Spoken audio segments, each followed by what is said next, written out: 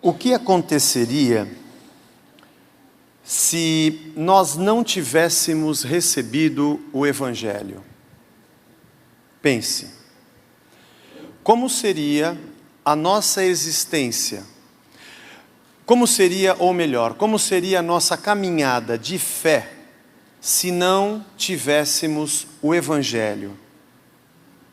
Lembrando que o Evangelho são as boas novas, que anunciam a boa notícia de que nós, que éramos pecadores, fadados à morte por estarmos separados de Deus, fomos unidos de novo a Ele por alguém que pagou o nosso preço, Jesus Cristo. Como seria a sua fé se você não soubesse da notícia do que Cristo fez por você? Obviamente você poderia dizer, eu não teria salvação. Teria muita fé, falaria muito de Deus, faria muitos movimentos religiosos, espirituais, mas eu não conheceria o Salvador. Vamos dar um passo adiante. Se você não soubesse do Evangelho, e nem do Salvador, por consequência, Ele não habitaria dentro de você, é óbvio. Porque todos quantos creem e o recebem, todos aqueles que o aceitam como seu Senhor e Salvador, tornam-se morada da sua presença. Sem ouvir o Evangelho, nós não o teríamos. Teríamos uma espiritualidade, falaríamos de Deus, mas não teríamos esse Deus habitando dentro de nós. Para dizer a verdade, se nós não lêssemos o Evangelho, que nos fala quem é o Emanuel, o Deus conosco, nós não saberíamos quem é Deus. Nós teríamos uma informação, nós faríamos experimentos empíricos. Faz um teste, faz isso, vê se ele responde. Ele não seria alguém interno. A lei continuaria escrita em tábuas de pedra e a gente procuraria sempre uma revelação sobre o que ela diz, mas ele não estaria dentro de nós, falando de dentro de nós para nós mesmos. Talvez nós estaríamos fadados a viver uma vida de prestação de sacrifícios para tentar agradá-lo. Pô, eu fiz isso aqui, mas não aconteceu nada, acho que ele não curtiu. Escreve aí, nosso experimento do laboratório. Deus não gosta de pombinha morta. Não, mas eu fiz uma pombinha outro dia, ele me abençoou. Ah, que cor era a pomba? Branca. Deixa eu consertar o meu laboratório. O que ele não gosta é de pomba malhada. Como nós conheceríamos a Deus, a não ser pelos nossos testes humanos de fé? E nós, o pior é que nós faríamos a vida inteira sacrifícios para sermos perdoados dos pecados e não seríamos, porque nós não recebemos o Evangelho que diz que Cristo já fez o sacrifício. O pior de nós continuarmos oferecendo é que todos eles seriam em vão, pelo simples fato de não termos o Evangelho. Na verdade, nós não entenderíamos a lógica de Deus, nem o seu pensamento. Porque se o Evangelho nos fala do Cristo, Deus, homem, se o Evangelho nos mostra como alguém como eu, de carne e osso, pode viver e representar e manifestar a imagem de Deus, então sem esse Evangelho, eu não entenderia quem é esse Deus. Eu estaria morto. Por mais que eu falasse do nome de Deus, por mais que eu pensasse numa vida espiritual, por não ter o perdão dos pecados, tudo isso seria em vão, porque eu estaria morto, sem a verdade do Deus conosco, sem o sangue de Cristo sobre mim, e sem o conhecimento verdadeiro desse Deus.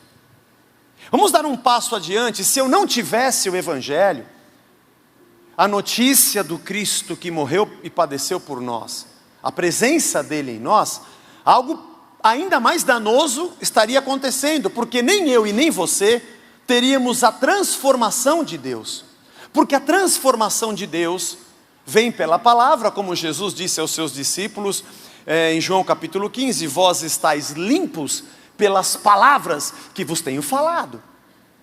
É o evangelho de Cristo que aponta o nosso pecado, é o evangelho de Cristo que nos faz voltar atrás, e a presença dele em nós que nos constrange do pecado.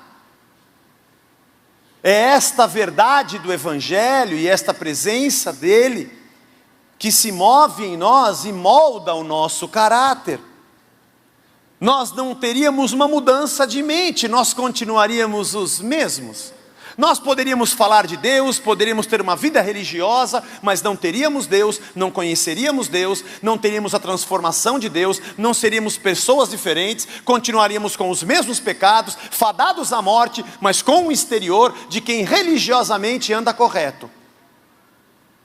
Mas sem o evangelho que nos anuncia a verdade e a vida, sem o evangelho que nos dá a salvação, que é a porta de entrada no reino, e que transforma o nosso ser, que é o modo de viver no reino, eu não teria vida. Jesus Cristo é o centro da nossa vida. Mas vamos dar um passo adiante.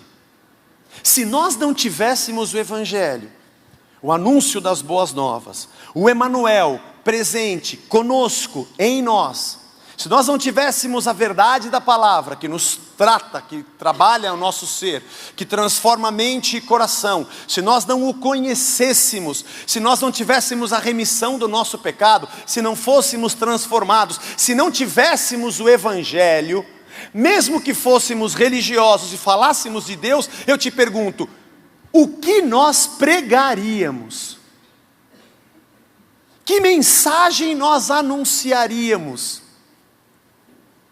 Que tipo de salvação nós diríamos às pessoas? O que falaríamos sobre esse Deus, o qual nós não conhecemos? E mais, que tipo de testemunho de vida nós teríamos para esse mundo, sem sermos transformados pelo evangelho? Qual o exemplo?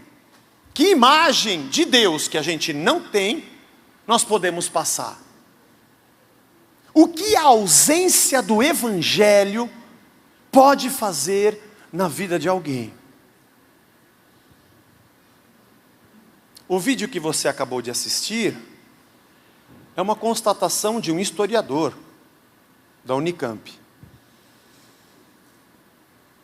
Não é de um pastor. É de alguém que diz que o grande desafio hoje é levar o cristianismo aos cristãos, que falam muito de Deus e têm uma religião, mas parece que falta algo dentro de si, ele diz, no coração. O que na verdade acontece é que hoje nós conhecemos um movimento evangélico sem evangelho. Uma pregação de salvação sem o Salvador. Um testemunho de vida cristã sem Cristo. Um relacionamento com um Deus que não é conosco, aonde através de oferendas e sacrifícios Ele me abençoa, aonde através de testes empíricos eu descubro o que Ele gosta, aonde dentro de mim não há transformação, mas eu trabalho para fazer oferendas, sacrifícios e campanhas para ter uma transformação externa da minha vida social, da minha vida econômica e financeira, mas eu não tenho o evangelho. O evangelho de Deus é a alma da nossa existência, é a vida de Deus em nós, porque o seu Filho Jesus Cristo é o Verbo. Ele é tudo que de Deus foi escrito. Ele é a revelação em carne daquilo que foi propagado pelos profetas e daquilo que foi registrado pelos evangelistas. Ele é em carne e osso o que a gente lê. E sem isso, nós não o temos.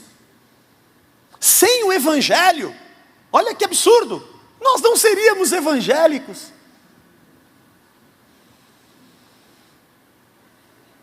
Estamos começando hoje nossas reflexões no livro de Gálatas.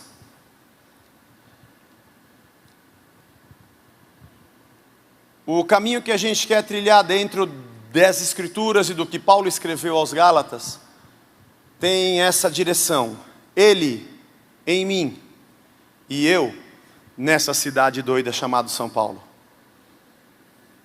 Que diferença faz para o mundo que a gente vive o fato da gente ter o Evangelho em nós? Que diferença faz para a tua vida profissional, familiar, amigos? Que diferença faz para o rapaz que recebe o dinheiro do estacionamento no dia que você vai na igreja? Que diferença faz para a moça do caixa do supermercado, para quem você dá o seu bom dia quando faz a sua compra? Que diferença faz para esse mundo o fato de que o Evangelho de Deus está na sua vida? De que o Evangelho, o Verbo e Cristo habitam em você. E eu perguntaria a você, qual a razão de Deus colocar Cristo e a sua própria presença dentro de nós? Que tipo de interferência ou influência Deus esperava obter a partir de nós, colocando em nós suas verdades, seus princípios e a sua própria presença? Você imagina que alguma coisa muito especial precisa acontecer com um indivíduo chamado cristão, quando Cristo passa a habitar nele, e quando os princípios deste Evangelho passam a viver nele? Alguma coisa precisa acontecer ao seu redor. Alguma coisa precisa acontecer com quem cruza o seu caminho na sua história. Porque senão, não há diferença nenhuma entre ter e não ter o Evangelho de Deus. A Galácia era uma região, quando Paulo escreve aos Gálatas. Quando você lê no livro de Atos, capítulo 13, 14, 16, 18, das viagens de Paulo, a primeira, a segunda, nomes como Listra, Derbe, Icônio, Antioquia da Psídia. Essa região era chamada de Galácia, era também controlada pelos romanos, até 25 a.C. pelos gauleses. Era uma região muito parecida com a gente aqui em São Paulo. Muitas etnias e raças diferentes.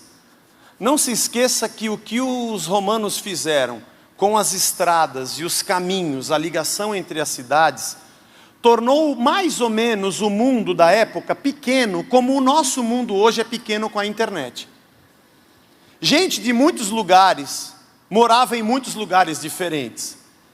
Eram cidades e comunidades gentílicas, não eram formadas por judeus. Mas, como em Jerusalém houve perseguição contra os cristãos, muitos judeus convertidos ao cristianismo se espalharam, o que a gente chama de dispersão. E muitos deles chegaram nessa região. Quando a gente lê o livro dos Gálatas, a gente percebe algumas coisas interessantes na maneira como Paulo escreve, a maneira como ele lida com essas pessoas. Paulo parece que está meio insatisfeito com essa gente. Lugares por onde ele passou, o Evangelho que foi plantado dentro dessas pessoas, o Cristo que foi anunciado. De repente alguma coisa começou a mudar. Eu quero ler com você o primeiro trecho que nós vamos estudar hoje, Gálatas capítulo 1, versos de 1 a 9. Paulo, apóstolo, não da parte de homens, nem por intermédio de homem algum, mas por Jesus Cristo e por Deus Pai, que o ressuscitou dentre os mortos, e todos os irmãos meus companheiros, às igrejas da Galácia. Graça a vós outros e paz da parte de Deus, nosso Pai, e do nosso Senhor Jesus Cristo, o qual se entregou a si mesmo pelos nossos pecados, para nos desarraigar desse mundo perverso, segundo a vontade do nosso Deus e Pai, a quem seja glória pelos séculos dos séculos. Amém. Essa primeira parte mostra Paulo fazendo uma saudação. Quando você lê as cartas aos Coríntios, você lê outras epístolas de Paulo, parece que ele é um pouco mais demorado nessa saudação inicial. Procure depois. Parece que nessa carta ele usa um trecho pequeno. Legal, vocês estão bem? Ele começa dizendo: eu que sou um apóstolo não da parte de homens, mas da parte de Deus. Havia também toda uma disputa religiosa de gente que queria dizer que Paulo não era alguém com autoridade para fazer isso. Diz que está mandando a carta às igrejas da Galácia, mas não é uma saudação muito demorada, como era um pouco mais a sua característica.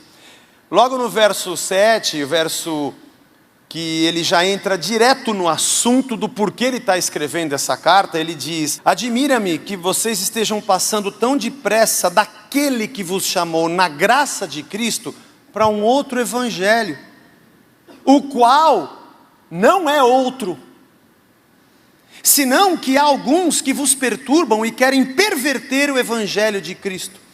Mas ainda que um de nós, ou mesmo um anjo vindo do céu, vos pregue evangelho que vá além do que vos temos pregado, seja anátema. Anátema, traduzindo para nós rapidamente, seja maldito.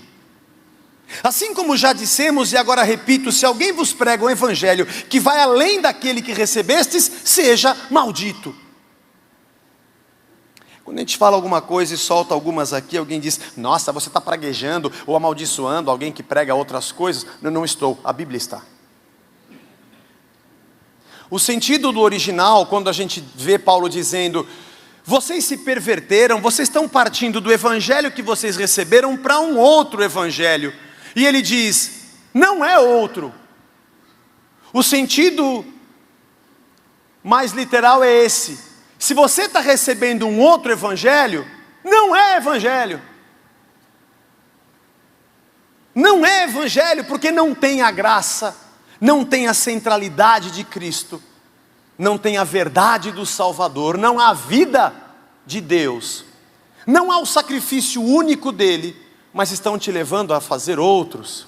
Na verdade, quando houve a dispersão, muitos mestres do ensino e gente que se converteu do judaísmo para o cristianismo, chegando nessa região, a gente vai ver isso depois ao longo da carta, Paulo tratando esses assuntos, começaram a trazer costumes judaicos para dentro de uma comunidade que agora era cristã. Tipo: Jesus morreu por você. Legal. Ah, vocês estão chegando aqui, vocês são judeus, vocês conhecem mais do que a gente. Olha, nós aceitamos a Jesus. Bom menino. Bom menino. Você assistiu Hancock? Bom trabalho.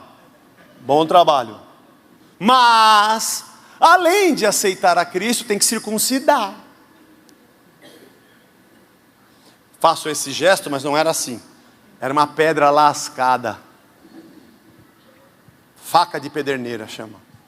Sem anestesia, sangue frio. Tem que circuncidar.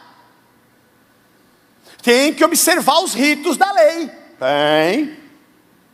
Tem os dias, as luas, as festas, as comidas que pode comer e as comidas que não pode comer. Tipo assim, Jesus não foi o sacrifício definitivo. Tem outros. Não que isso aconteça nos dias de hoje. Não que esse tipo de pregação aconteça. É mais para que você possa imaginar se um dia isso viesse a acontecer. A perversão da centralidade do Evangelho e de Cristo na vida daquela igreja. Era isso que estava acontecendo. O que estava acontecendo era uma fé sendo abalada pelo anúncio de um outro Evangelho. O que Paulo diz aos Gálatas, parece que ele está escrevendo a carta à cidade, ou não às cidades da Galácia, mas às cidades da grande São Paulo. Um assunto recorrente, um tema recorrente e um problema humano que continua entre nós. O grande problema que nós enfrentamos hoje como cristãos é a luta contra tudo que não é cristão e que quer tomar espaço na maneira como cremos e até no objeto da nossa fé, que é Deus. O Evangelho anunciado por Jesus Cristo, o Evangelho que está na palavra, é o anúncio do Salvador, é a maneira como entramos no seu reino, é o anúncio da sua verdade, dos seus princípios, é a maneira como vivemos e nos comportamos dentro deste reino. O Evangelho fala do que Cristo fez por nós e não do que nós precisamos fazer por Ele.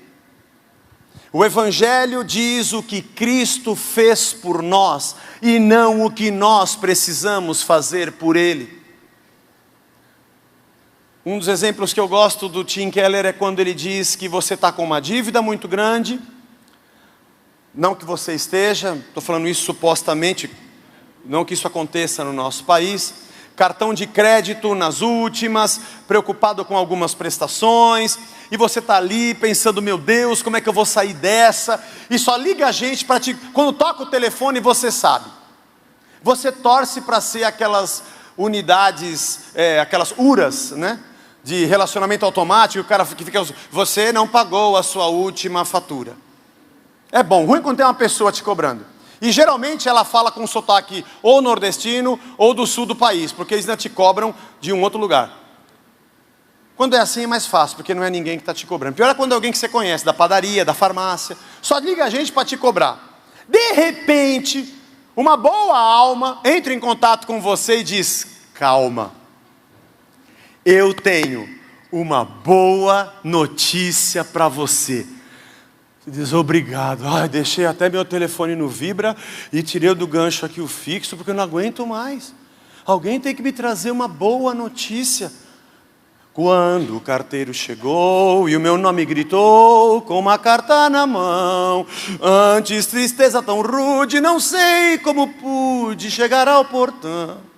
Num envelope bonito, no seu subscrito, eu reconheci a mesma caligrafia que me disse um dia, estou farto de ti.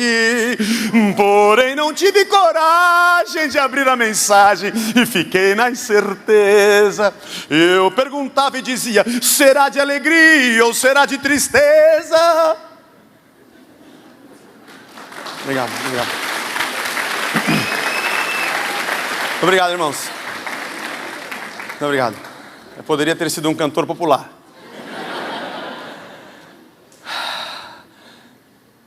Será que a notícia é boa? Será que a notícia é ruim? E alguém chega e fala, a notícia é boa. Então fala, por favor. Você vai ter que pagar a sua dívida.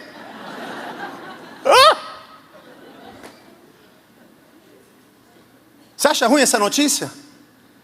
Mas essa é a notícia que atrai milhões de pessoas para prédios cujos quais se chamam igreja. Tem uma boa notícia para você. Eu vou ser abençoado? Vai! Mas tem que ficar de joelho, fazer a campanha de 40 dias, tem que dar oferta especial, tem que cantar de costas, tem que furar onda, tem que acender vela, tem que fazer um sapateado, tem que usar essa roupa, tem que pôr essa camiseta, tem que comprar um negócio ungido, tem que pôr essa meia, veste esse chapéu, pendura esse negócio na sua porta, pague esse carnê, e você diz, aê! Outro evangelho não é evangelho. A palavra evangelion do grego era um anúncio de uma boa notícia. Sabe quando ela era usada? Quando os homens de uma terra, de uma nação, de um reino, saíam em guerra para defender a sua propriedade e a sua nação, mulheres e crianças ficavam em casa apreensivas. Será que daqui a pouco eu vejo chegando aqui um homem correndo, os arautos anunciadores, que eram os evangelistas, que traziam as notícias, com um aviso dizendo, seus maridos morreram, preparem as coisas que está chegando um outro exército, um outro governo, e vocês vão virar escravos. Esse não era um evangelho, essa não era uma boa notícia, e esse cara não era um evangelista. Mas, quando chegava alguém, e dizia, atenção todo mundo, Um recado dos maridos de vocês: lutamos pelo nosso país e vencemos a guerra por vocês, e agora vocês estão livres. Isso era uma boa notícia. Esse é o Evangelho de Cristo.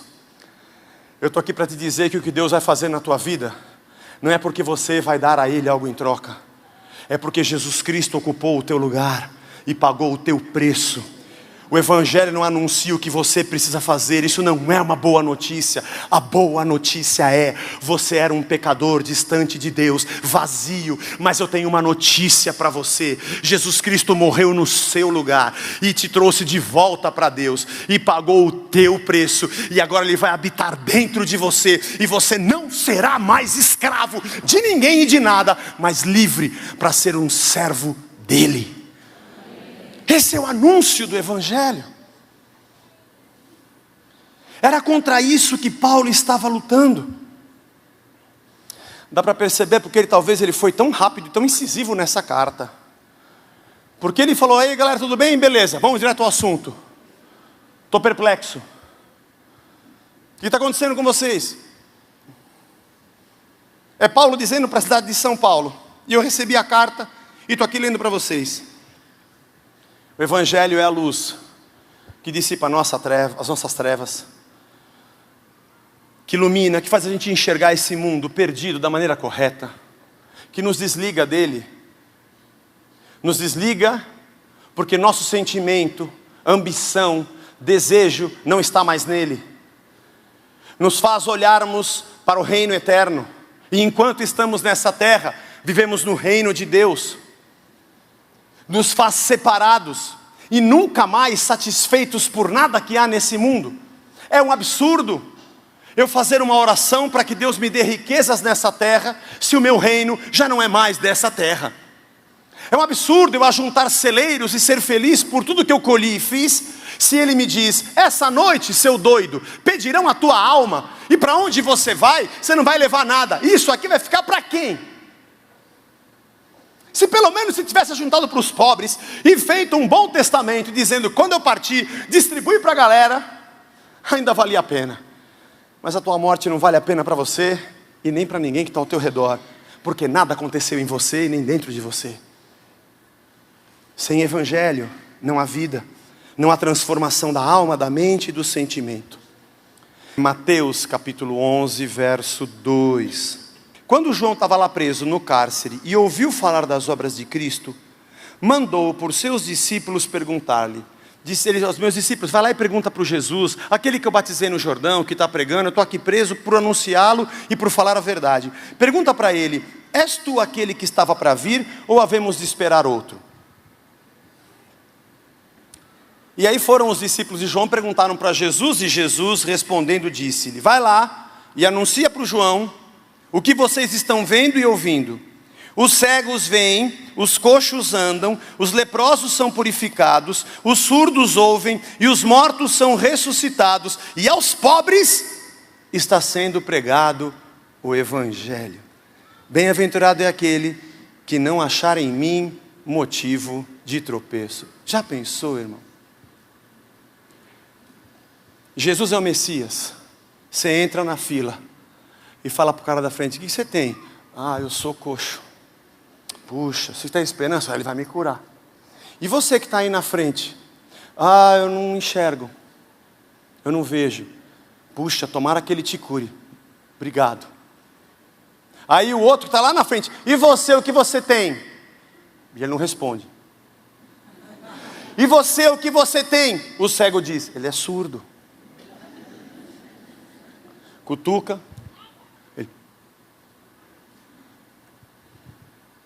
Ai, tomara que ele te cure. E aí os outros três perguntam para ele: e você, o que você tem? Ele diz: ah, eu estou pobre, ó, não tenho nada. Eu sou pobre, pobre, pobre, de marré, marré, marré. Eu não tenho nada. E eles dizem: tomara que ele faça um bum e apareça dinheiro para você. Ai, obrigado, é o que eu estou esperando. Quando chega a vez do surdo, Jesus, pai, ele: Está ouvindo? Está ouvindo. Não sabe falar porque nunca ouviu, mas estou ouvindo. E sai pulando. Aí vem o cego, abre os olhos. Uau! Estou vendo! Sai feliz. E o cara que está no fim da fila, oh Jesus, é hoje que o raio da unção está nesse lugar, é o culto da vitória. E aí, vem o coxo, e Jesus toca, ele joga a muleta, e sai pulando. Jesus pega a muleta e faz um altar para ter mais gente, mas ele sai pulando. E aí chega o pobre. Jesus fala, você é cego? Não, estou vendo. Não, ouço. Dói alguma coisa? Não, abre a boca.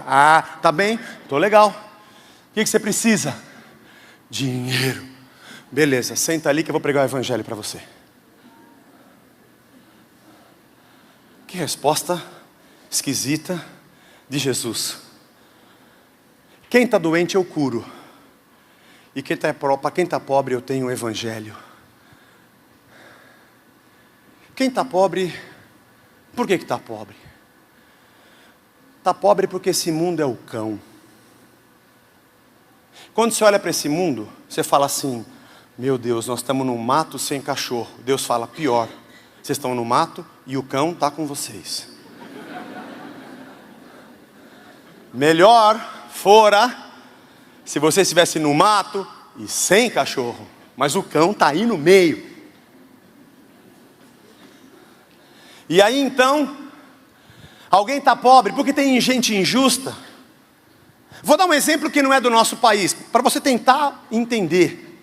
Mas porque tem gente nesse mundo que chega num lugar e cerca uma terra e diz, sou dono disso aqui. Mata 2, mata 3 e vira fazendeiro. E aí os coitados que moravam ali agora viram escravo dele. Por que tem gente pobre? Porque nesse país o cara que cata algodão ganha R$2 por dia de trabalho. Porque no Nordeste tem cidade que não tem água, e se você for abrir um poço, o coronel te mata. Tem gente pobre porque a gente investe para fazer tanta coisa e não tem dinheiro para educação, para segurança. Sabe por que tem gente pobre? Porque o homem é um bicho ruim. E na arca de Noé, se eu fosse Deus, eu falava, Noé, põe um casal de cada bicho e não põe homem nenhum. Tem muita gente expulsando o demônio e dizendo, vem cá, você não está casado, vou expulsar o demônio. Vem cá, está separando, vou expulsar o demônio. Vem cá, está desempregado, vou expulsar o demônio. O demônio não está num lugar, o demônio não está na cadeia, o demônio está dentro do homem, o demônio é o homem. Cheio de mal, pecador. Leva vantagem, pega o troco errado e guarda para si. Vende gente, pisa por cima. É só ter um cargo público que atende que nem um lixo. Má vontade, é só colocar um crachá que ele vira o dono de tudo. O poder contamina o homem. Sabe por que tem gente pobre? Porque tem pecado na estrutura da terra e dentro do ser humano. Sabe por que tem gente pobre? Porque falta Cristo. Porque quem assina as leis, assina já pensando naquilo que vai ser bom para si. Porque os meandros de tudo que acontece, os caminhos e descaminhos, o que acontece nos bastidores, é muito mais forte do que você vê na câmera, em frente da tua televisão, na campanha eleitoral. O que pode mudar isso? Dinheiro? Não é dinheiro que muda isso. O que pode mudar a situação de quem sofre nesse sistema injusto, pecaminoso? Grana? Não é dinheiro. Dinheiro corrompe mais. É o Evangelho. O Evangelho muda o ser humano por dentro. O Evangelho muda a cabeça do ser humano. O Evangelho muda o coração do ser humano. Cristo dentro de alguém muda esse alguém. E quando Cristo muda esse alguém muda a situação que está ao redor dele. E se ele chega num lugar que há carente, gente pobre, ele vê aquela injustiça e o Evangelho que borbulha dentro dele, e o Cristo que mexe com a sua cabeça e com o seu coração, o leva a fazer alguma coisa. porque a sua missão, que o impulsiona a pregar, também o impulsiona a agir, porque esse mundo jaz no maligno.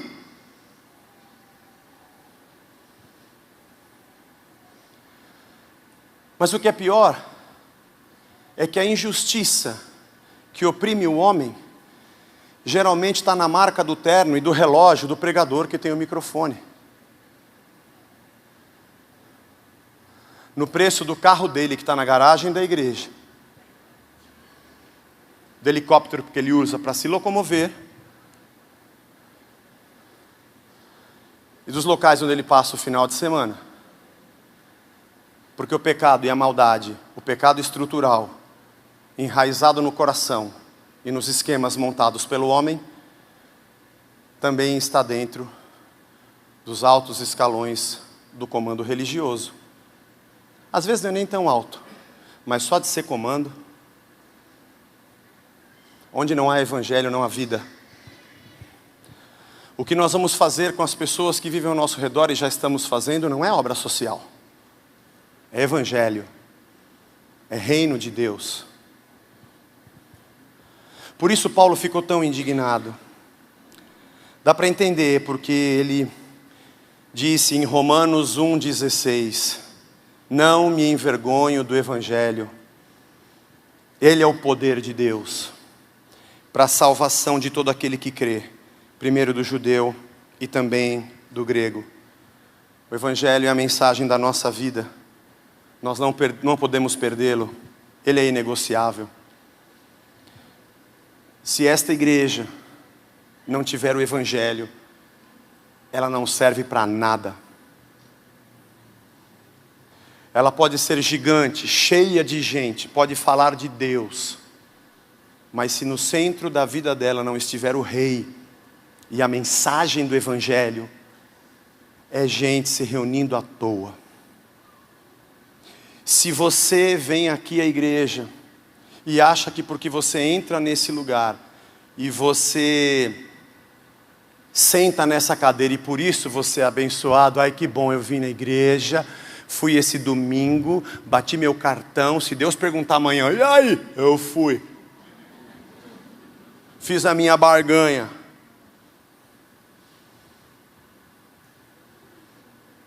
Tem gente que fica ungindo as cadeiras. A gente não faz isso aqui, graças a Deus. Porque ele acredita que o óleo coloca Deus na cadeira. E nique a sua bunda bate na cadeira, aquele óleo sobe a cor para dentro.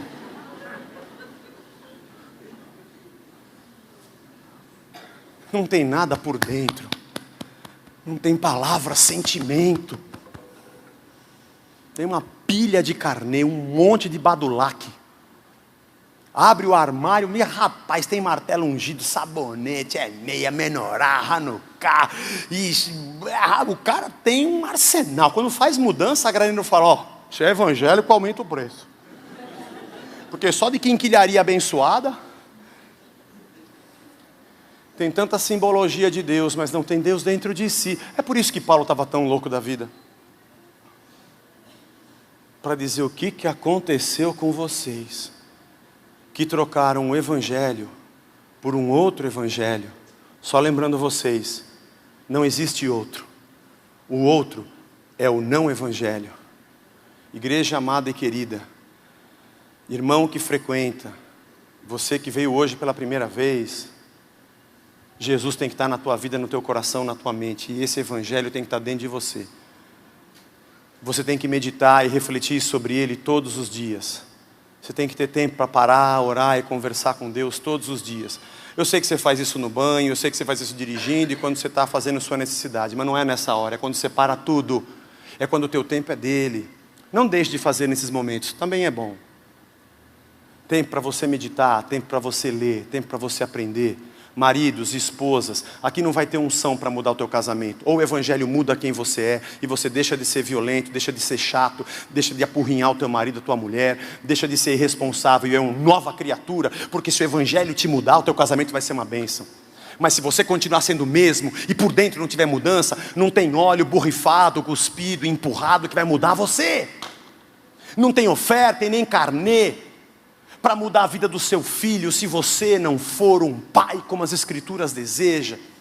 Se a tua vida não estiver mergulhada no Evangelho, a tua família não estiver centrada no Evangelho, e Cristo não for Senhor do teu coração. Mesmo se você estiver em luta, passando por um perrengue danado, você está com a tua vida firmada sobre a rocha que é Jesus Cristo, e Ele está com você na dificuldade ou na abundância. Quando tiver dificuldade, Ele multiplica, e na abundância você reparte, porque você tem um Evangelho.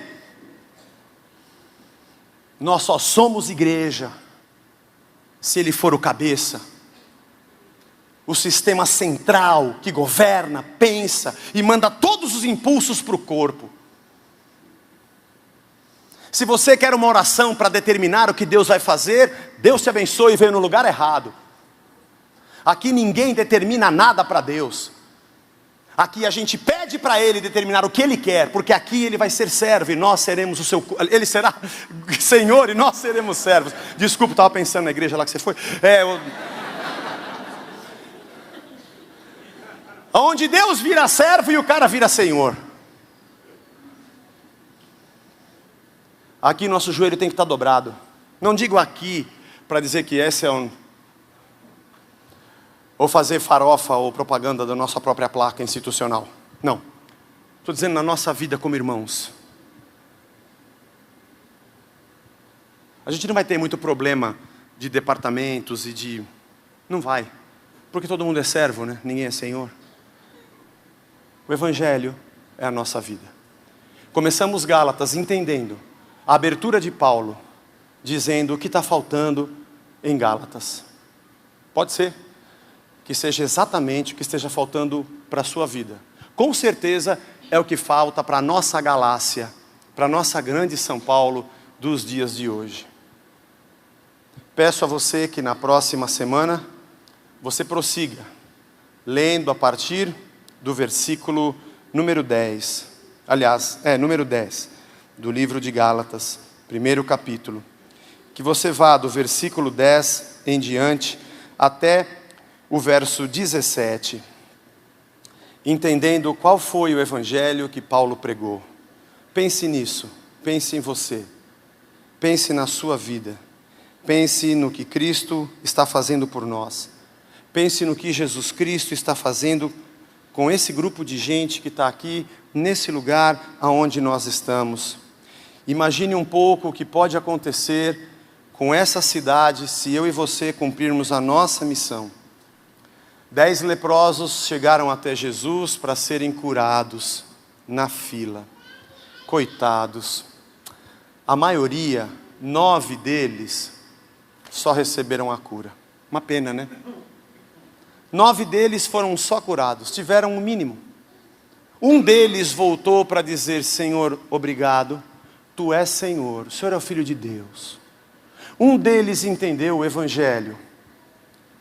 Um deles compreendeu que era muito mais do que aquilo. Os outros 9 foram muito espertos. Não tem Deus que me governa. Eu faço o que eu quero da minha vida. E eu vou lá, Ele é misericordioso, me abençoa. E eu vivo bem sem ser obrigado a ser servo dEle. Né? Esse é o não evangelho que impera. 9 entre 10, se a estatística de Jesus permanecer até hoje, querem só a cura da lepra.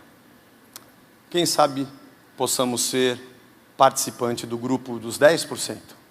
Tomara seja mais, para dizer: Senhor, muito obrigado pelo que o Senhor fez por mim. Mas o dia que eu encontrei o Senhor, eu descobri que o Senhor é muito melhor do que as coisas que o Senhor faz. Muito obrigado. Espero que o Senhor continue fazendo, eu sei que o Senhor é bom, mas eu quero render a minha vida aos teus pés. Vamos ficar de pé? Vamos encerrar.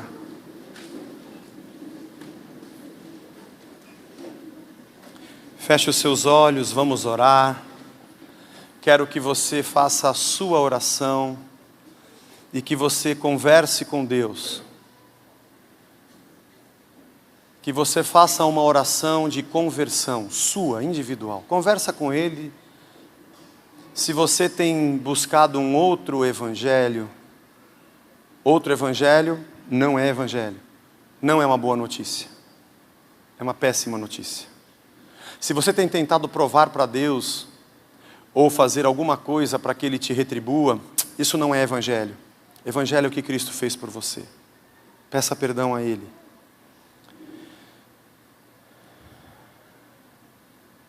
Senhor Jesus,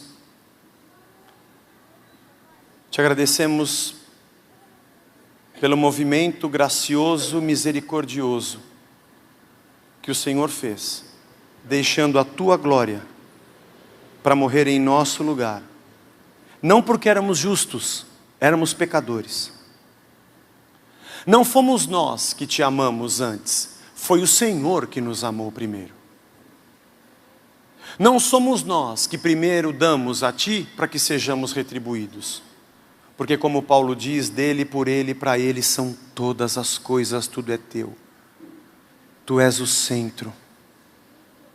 Obrigado pelo teu evangelho, tua verdade, que aponta o nosso pecado, que molda o nosso ser, que transforma o nosso caráter. Pelo teu Espírito que habita em nós, e dia a dia, de glória em glória, nos transforma na imagem do Filho. Que nossa maneira de pensar e agir seja de verdade pautada em Ti, Jesus. Tu és o nosso Senhor, Tu és o nosso Deus, Jesus. Salvador, Redentor, que habita em nós, está conosco até o último dia, até o fim dos séculos. Senhor Jesus Cristo, Criador dos céus e terra, sustentador, autor e consumador da nossa fé, primogênito da criação, primogênito dentre os mortos, alfa e ômega, princípio e fim, sejas o centro da nossa vida.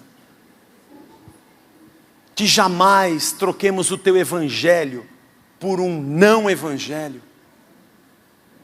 E que jamais a nossa esperança esteja firmada em coisa alguma, a não ser em Ti, Jesus. A não ser em Ti, Jesus. Nesta manhã, esta é a nossa oração de entrega, mais uma vez. Obrigado pela carta de Paulo aos Gálatas, que tem tudo a ver com a gente hoje. Nos ensina ao longo destes domingos. Fala ao nosso coração ao longo destas semanas. Move-te, Senhor, em nós e entre nós, cura-nos, trata-nos, molda a nossa mente e coração, a Tua imagem, a mente de Cristo e o mesmo sentimento que houve em Cristo Jesus. Nos rendemos a Ti e nos entregamos a Ti. Tudo o que fizermos, atitudes, palavras, no trabalho, em casa, na nossa comunidade, aqui como igreja, cada passo seja inspirado, governado, impulsionado por Ti, Jesus. E o nosso jeito de pensar e enxergar o mundo, as lentes que nos fazem ler este mundo, sejam as do Teu Evangelho. Sejamos nós a Tua igreja, parte do Teu corpo, filhos, servos, salvos, redimidos, transformados aos Teus pés em adoração todos os dias da nossa vida. Leva-nos, Pai, na Tua paz para casa. Abençoa esse domingo, nosso almoço em família, nosso descanso. Amanhã começa uma nova semana. Estamos numa batalha no nosso país, estamos guerreando para sobreviver. Mas obrigado pelo Teu Evangelho. É o poder de Deus para a nossa salvação. A Tua presença e a Tua graça estão entre nós.